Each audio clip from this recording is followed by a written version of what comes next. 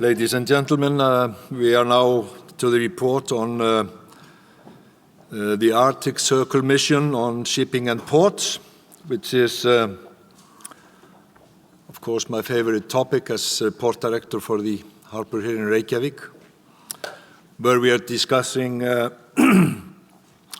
emission-controlled area and ship-to-shore connections and so on with high-voltage power. But it is a pleasure to introduce to you Mr. Mead Treadwell, who is president of PT Capital and former Lieutenant Governor of Alaska. Mr. Treadwell has been recognized as one of the world's Arctic policy experts. He has been appointed by 2 U.S. presidents to the Arctic Research Commission, and he has been actively involved in numerous Arctic policy-focused organizations. So he has his co-workers with him here on the stage, and I'm honored, Mr. Treadwell, to give the floor to you. Gisli, thank you very much. Thank you. Well, ladies and gentlemen, as the last plenary session of the conference, I wanted to thank you for staying and also thank you for hearing a little bit about our task force on shipping and ports. A little bit about the task force. It is somewhat the actualization of a vision of many people who've worked on Arctic shipping, as well as our co-chairs. I'd like to thank President Grimson and Alice Rogoff for their support in enlisting us as a volunteer. And essentially, the task force was established to promote investment towards safe, secure, and reliable Arctic shipping. And it reflects the Arctic Circle itself as an open NGO, convening like-minded people in a democratic manner. And the point of this is we've received now names and interests of many people to be involved with the task force. We spent a year taking the idea of the task force to Asia, to Greenland, to Europe, to discussions with many different parliaments. And I'm very honored that we've been able to recruit 2 Alaskans who I've worked with for a long time on Arctic shipping issues. The Honorable Drew Pierce, who's to my right.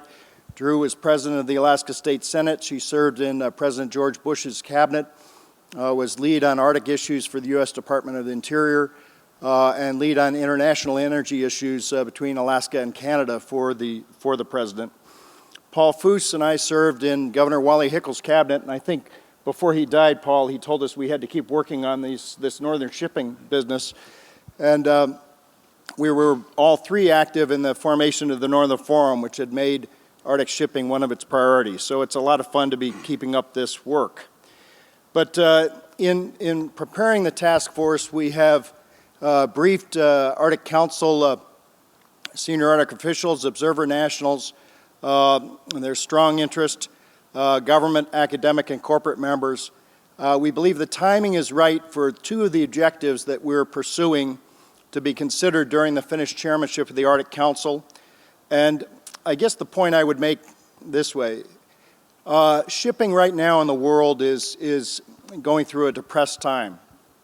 A lot of people have said that Arctic shipping is down either because of the sanctions situation with Russia, low energy prices, discontinuing of drilling in the Alaskan Arctic, or the depression in the shipping business, and all of those are factors. But the fact is that this ocean is becoming more accessible. And there is spare ice-breaking capacity right now which could actually help develop a seaway, and that's one of the opportunities that this task force is hoping to recognize. Just the other thing I will say is that you heard today in the earlier plenaries and in some of the breakout sessions through the weekend, you heard a very optimistic pronouncement from Japan. Professor Atsuka speaking about how container ships will be part of the Arctic shipping issue. You heard others say, no, it's going to be destinational shipping for some time.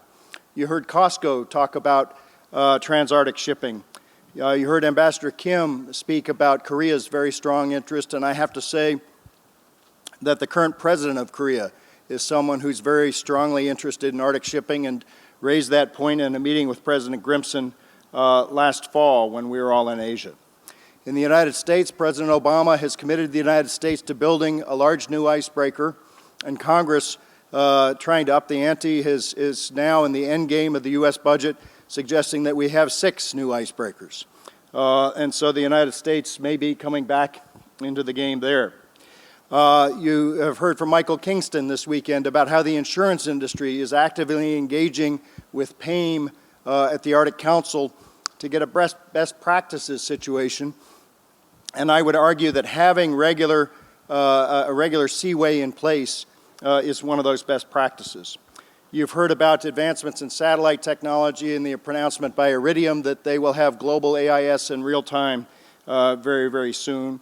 And then you heard the announcement from Yamal, which I think is incredibly significant for Arctic shipping, because they will be shipping 16.5 million tons of LNG, which is 50, 60 times the current level of tonnage of shipping in the Arctic Ocean. We'll begin in the project in the next 2 years.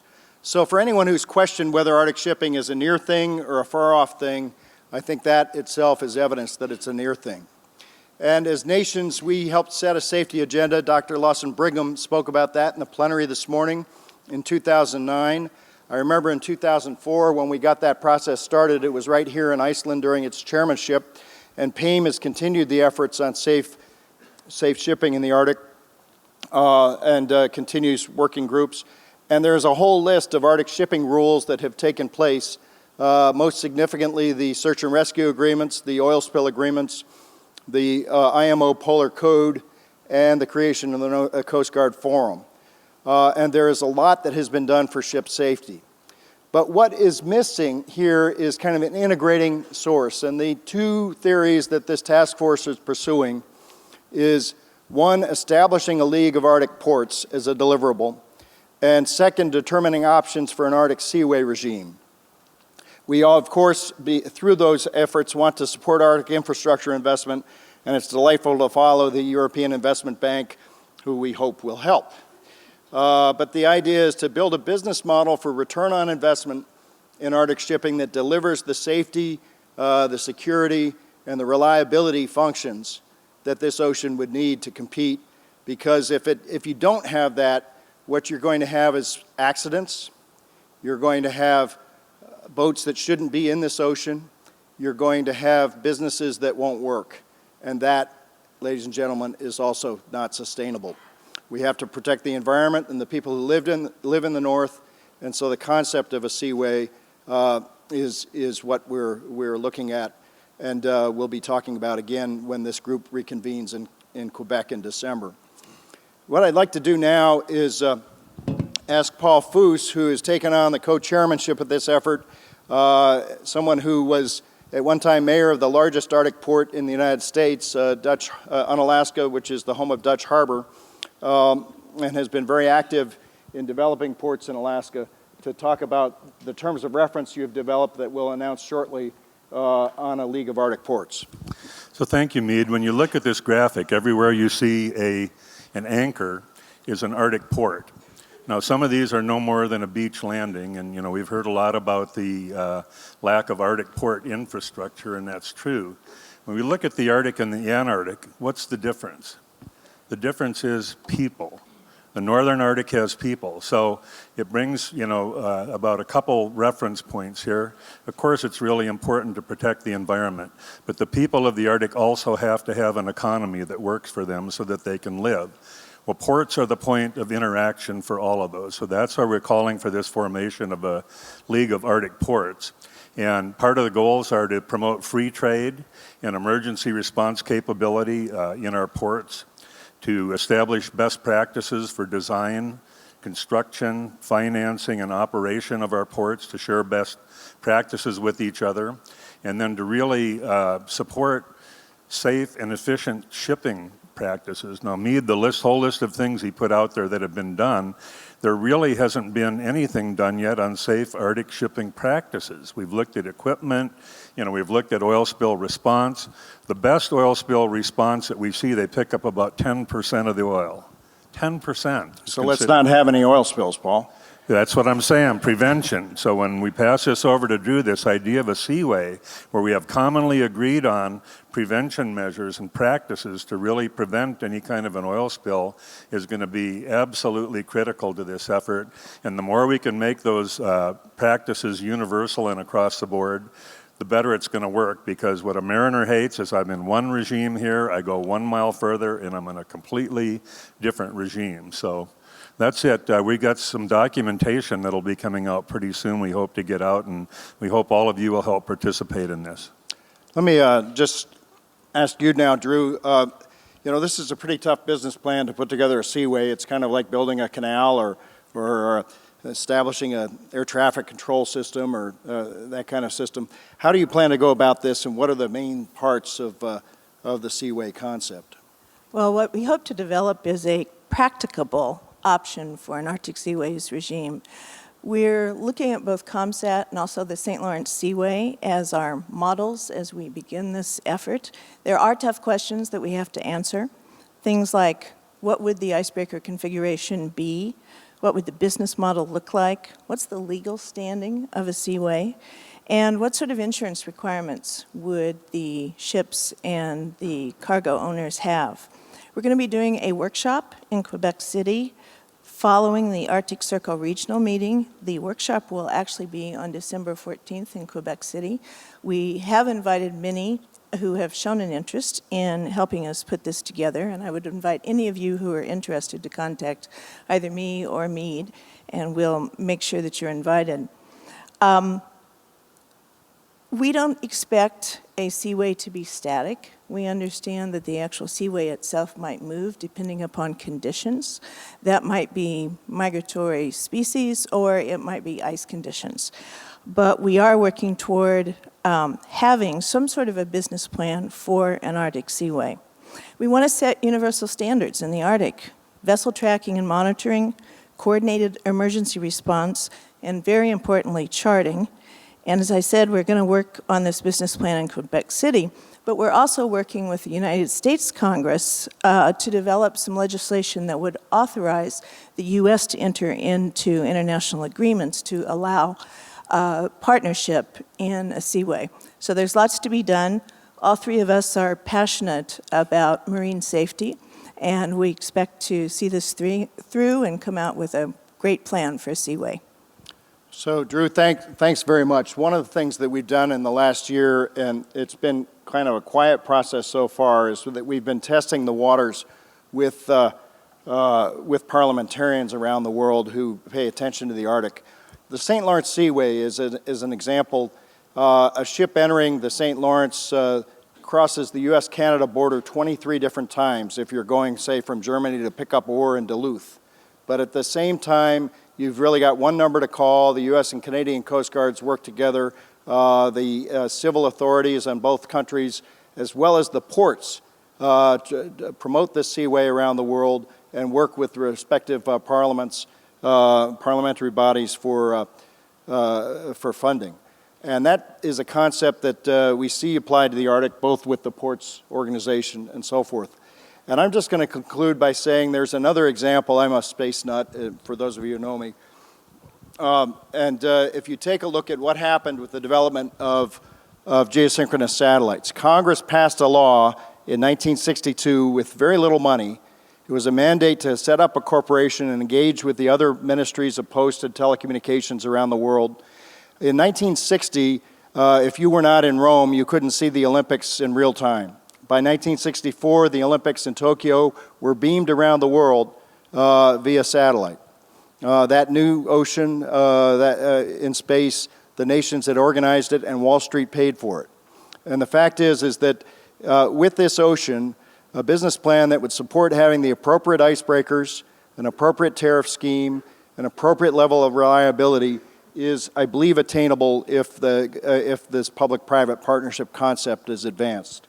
So that's the concept of the workshop in Quebec, and we're going to do it right where the St. Lawrence has been very successful over time. And then, Paul, I'm hoping that next year when Arctic Circle reconvenes in Reykjavik, that you have a large contingent of port managers and so forth here to join us with these very important links. And with that, ladies and gentlemen, we're happy to answer any questions. There's not very much time left, but I would like to encourage you to be part of this process. You're very welcome to join us in person or virtually as these meetings go about, and we will be advancing white papers on both of these concepts very quickly. Thank you.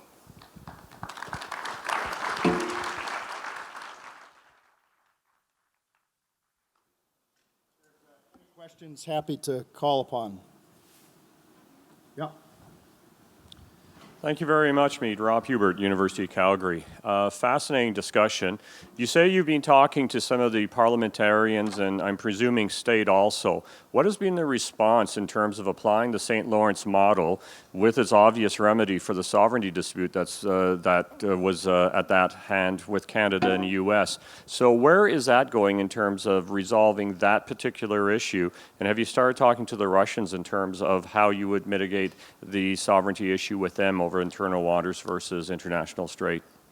Well, it's nice to see you, Rob. And when I was chair of the Arctic Research Commission, if I ever said the word sovereignty before Congress, I'd probably get more headlines in Canadian papers than I would at home. And we've had some fun debates on the radio over time.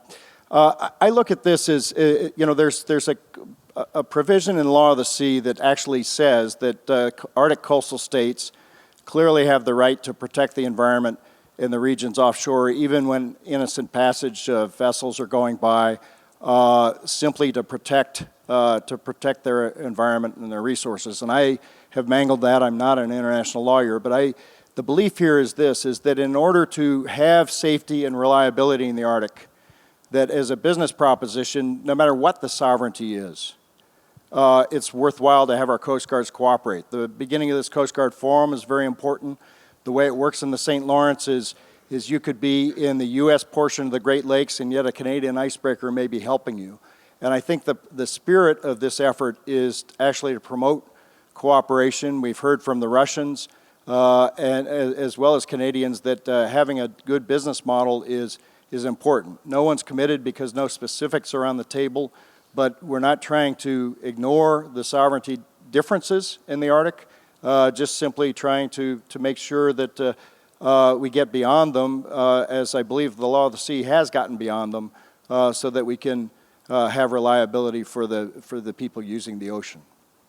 Let me add something because this is really important.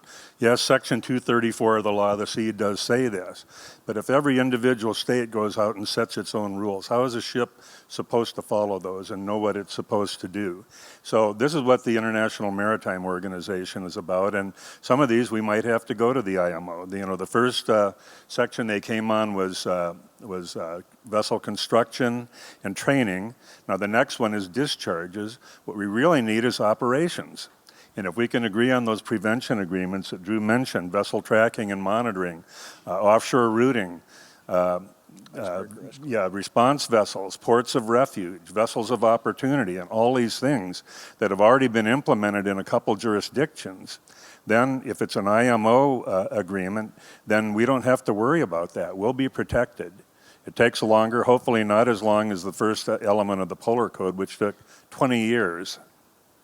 But, some of these, this isn't magic we're talking about. In Alaska, we're already implementing these. Yeah, and Rob, I hope you're involved. You're And very I would also welcome. just say that, to Rob's question, frankly, in Alaska and even in Penwar, when we say St. Lawrence Seaway Agreement, people look at us blankly.